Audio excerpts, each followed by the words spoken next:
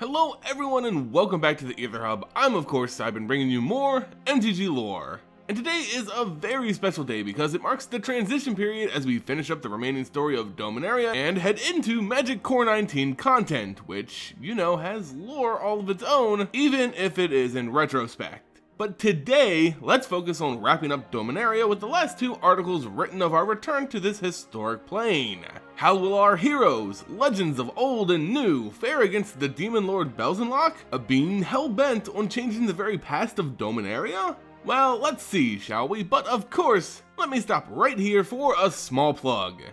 The Aether Hub is maintained and funded by those in the Vorthos army. Your donations on Patreon go above and beyond, allowing this channel to function. Remember, as a patron, you'll get free signed cards, your name at the credits of my videos, along with Discord access and loads of other exclusive rewards. Check them out and consider joining the Vorthos army. Find a link to our Patreon page in the description below. And now, back to the lore. Yes guys, this is it! The final climactic battle with the main big baddie of Dominaria, Belzenlok. The crew's all together: Joyra the captain, Jaya Ballard, Gideon Jorah, Liliana Vess, Tiana, Raph, Shanna, Chandra, Teferi, Karn, even Slimefoot's gooing up the deck. Arvad, am I missing anyone? Damn, that's a lot of characters. Well, yeah, they're all together and determined to bring down the Cabal. With this many powerful legends on the Weatherlight, how could they fail, right? Hold. So the crew are headed to the Cabal's mainstay in Urborg, looking to take down the Stronghold. Of course they do have a plan, even though they probably could just fly in guns a-blazing. They meet up with a resistance force formed to fight the Cabal, mostly a ragtag of humans and panther warriors, acolytes of the late Lord Windgrace, a panther Leonin planeswalker. They provide the group with two things they need: the discarded armor and dress of a Cabal bounty hunter and the location of a recent battle, one they lost in particularly brutal fashion, unfortunately. With these things, the Weatherlight heads to the battleground to find the swamp and marshland has basically swallowed the corpses. No matter, Liliana does her thing and raises an army of angry human and panther corpses ready to take vengeance on the Cabal. This was their plan.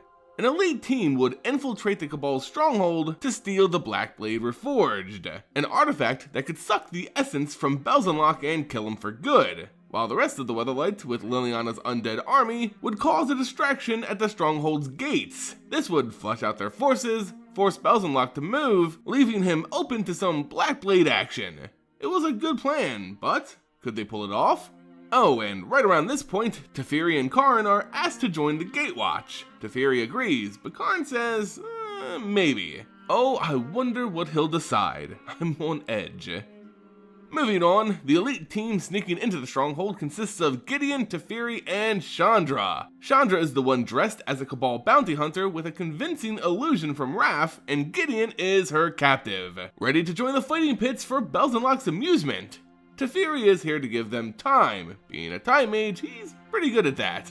As they appear near the stronghold, they find it littered with Cabal minions. Sneaking in, even with this disguise, would prove too dangerous. So Teferi traps them in a quick-time bubble, making them move so fast that the Cabal can't even notice them, while Chandra and Gideon perceive the world around them as standing almost still. They speedily make their way through, find the fighting pits, and wait for the distraction to begin. And wait, and wait, and yeah, something's gone wrong. Why hasn't the Weatherlight attacked yet? Rewind back to the Weatherlight and Liliana creating a bunch of zombies, the crew hears a loud rumble in the distance. Guess who's here? It's Yargle, baby! That huge power uncommon legend coming to stop an entire host of planeswalkers on a massive skyship. And much to my surprise, Yargle does a pretty good job. The giant monstrosity was spurred by the disturbance of those he had killed coming back, and now looked to rip the Weatherlight from the sky. And for some reason, Raph knows exactly its origins, basically reading off the card's flavor text. Okay, weird. Anyway, the Weatherlight and its crew are apparently hopelessly outmatched in this fight. Jaya's fire bounces right off it as Yargle smashes through protective shields produced by Raph and Joyra. Joyra throws mana bombs, but again, nothing, as Liliana's death bolts and zombies try to find a weakness. It's a bad time. The ship is grabbed and tilted, there's no flat surface for the crew to stand on, and they struggle to break free. But then, their savior comes. It's Slimefoot. Yeah, I'm not kidding here, guys. Slimefoot is the true hero who brings down Yargle, although not directly. Slimefoot has the ability to communicate with other Thalid, or fungi, or I don't know, the essence of nature or something. All I know is that Slimefoot talks to the dirt of Urborg, and the dirt talks back. This is really important though because these new dirt allies offer Slimefoot aid. Although they can't do anything directly either, they do know someone who could. Man, these Thalid are really good at delegating duties. It's the legend who acts on Slimefoot's behalf, Muldrotha the Gravetide. What?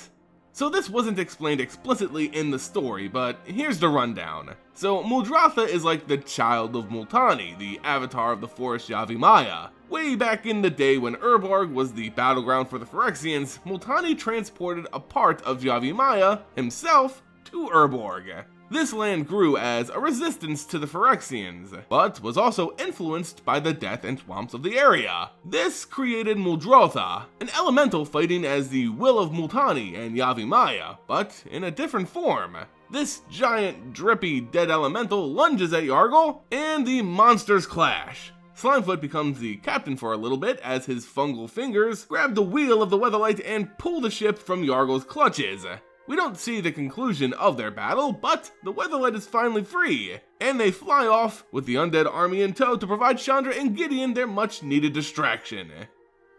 So back in the thick of Cabal territory in the Stronghold itself, Teferi's spell breaks and the disguised Gideon and Chandra are exposed. They fit the part and are mostly ignored by the now rowdy Cabal. They gather around a fighting pit where slaves hack and kill each other for the priest's amusement. Then, to the pair's surprise, the final boss, Belzenlok, appears at the far end of the pit. He is heralded by Whisper, head priest and cultist of Belzenlok's obsessed minions. She orders the rest of the slaves to be tossed in. Knowing they can't blow their cover just yet, just before their allies arrive with the distraction, Gideon jumps into the fray. Egged on by the dementia magic produced by Whisper and her ilk, the warriors go full berserk mode in a flurry of fear. Gideon tries his hardest not to kill people, but it's unavoidable as new challengers appear and block his path through the pit. Gideon eventually finds unlikely allies in this bloodstained hell. It's a gray-skinned, brutish woman with some of her kin fighting back to back, seemingly unaffected by this maddening magic.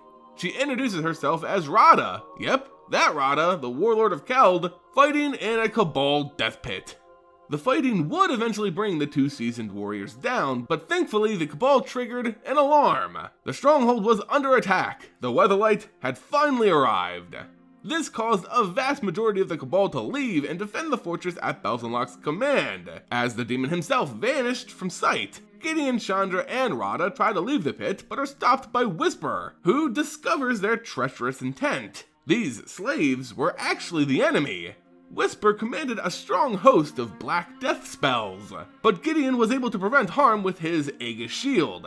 Chandra burned back other cultists and fighters, but Whisper was quick. Still, not quick enough for Radha's dagger, which she plunged deep into Whisper's eye, killing the cultists and freeing herself and her new allies. The group then used the now quiet halls to explore Belzenlok's treasure rooms, in search of the Blackblade Reforged. Finding it after only like 2 different rooms. That's a pretty good record. Back outside, the distraction proved a success. Almost too much of a success. The Cabal were attacking back with everything they had. Liliana's zombies were assaulting the ground as the mages on the crew protected them from arrows.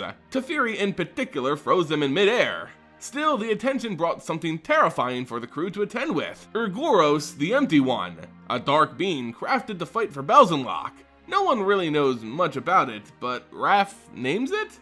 Anyway, it's another uncommon here to stop an entire Weatherlight full of planeswalkers and legends. So yeah, Urogos, like Yargle before, stops the entire ship, leaving only Liliana and Gideon on the ground level to fight Belzenlok, who finally made his appearance known. He and Gideon begin to fight, Gideon's new sword in hand. Belzenlok gets some good shots in, but no harm is really done. Liliana throws some bolts, but it doesn't do anything either. Gideon and Belzenlok trade some insults, Liliana chimes in, but Gids just can't get close enough to get in a good strike. Belzenlok eventually knocks the weapon from Gideon's hands, but it cuts him ever so slightly as it falls aside. This was it. That's all that was needed for Liliana to use the power of the blade, as the cursed Blackblade absorbs the life force of Belzenlok, leaving the demon nothing more than an empty husk. They had succeeded. They demolished the Cabal, destroyed their compound, and killed their demon lord, Liliana's final demon lord. And while she expected her markings on her skin to vanish with his death, she figured the deal was over with all her demons slain. The contract still existed, but no one now controlled her soul. Her life and her destiny was hers once again. With Belzenlok's demise, Urogos fades from this world, either leaving or dissipating. The crew settles down for the endgame. The entire crew get together on the bridge of the Weatherlight. It's time to decide their next move. Teferi takes the oath of the Gatewatch and joins the roster. Karn, on the other hand, does not, saying he has his own ish to deal with. Still, Karn and Jaya both decide to join the group in their attack on Bolas on the plane of Ravnica, not taking the oath, but cementing themselves as allies. Chandra, Jaya, Teferi, Gideon, Karn, and Liliana all leave for Ravnica. The Weatherlight flies off. Mission accomplished, Joyra has to make a decision. The ship's engine core, the collapsed plane of Sarah, is required to return to the church once the Cabal had fallen. Joyra is sad to see her crew and journey come to an end, but does it really have to? Tiana, the ship's angelic engineer who was sent by the Church of Sarah, chimes in that there are plenty of Cabal agents still out there. This could take years to clean up. With a thankful grin, Joyra pilots the Weatherlight to its next adventure. Our planeswalking pals all meet up on Ravnica and run into Jace Beleren, who is leading them through alleys to meet up with Ajani Goldmane and their other allies. However, the group notices Liliana Vess is not among them. Jace knows exactly what happened. Liliana bailed. She got what she wanted, and she's selfish enough to think of only herself. She had abandoned them.